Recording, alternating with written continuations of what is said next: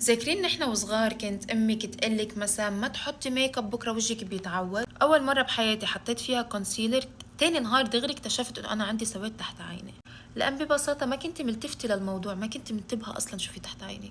وحتى قبل ما احط كونسيلر وقبل ما اتعلم على الميك اب لهالدرجه، كنت شوف البنات اللي بتحط ميك اب قول ليش هي بتحط ميك اب، وجهها كتير حلو. حتى بتصيري تنقدي اكتر على البنات، تقولي انه هيدي مثلا لو بتحط شوي كونسيلر، بتحط شوي بلاش، لو بتحط ماسكارا بتطلع احلى و شو البوينت من اللي كله عم قلك اياه؟ شايفين الكلين جيرل ميك اب اللي طلع اخر فتره؟ هيدا الميك اب انا كتير بحبه، خليني الكل بخليك تحافظي على معالمك وبشرتك والوانك الطبيعيه مع تحسينها. نحن وصلنا لمرحلة تعودنا فيها على الفول جلام، يكون عندنا لاش اكستنشنز، اي لاينر، فنحن فينا نروح مع المينيمم اماونت اوف ميك اب. كل بنت حرة بحالها، بس معه ماي بوينت اوف فيو. اذا انت من البنات اللي بتحط اكستنشن لاش اكستنشنز، جربي شيليهم حتحسي حالك مريضة. واذا انت كل يوم بتحطي اي لاينر، جربي شيليها مرة حتحسي حالك مريضة. ما تعودي حالك على الميك اب، لانه حتى بتصيري بالبيت لما تشيلي الميك اب حتصيري تكرهي حالك. وحتى على فكره لما تروحوا على ايفنتات او يكون عندكم عرس او شيء وتحطوا فول ميك اب ما بقى له رهجه، لانه تكنيكلي نفس الشيء، انت بس غيرتي الالوان.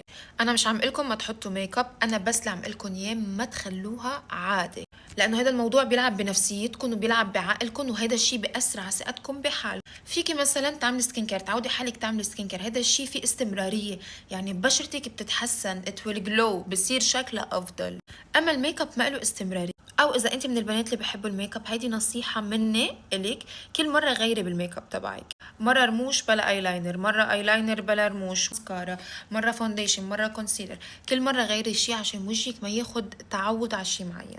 ما تعودوا وجهكم على الميك اب، هيدي اسوأ شيء بتعملوه بحق نفسيتكم ونظرتكم لحالكم.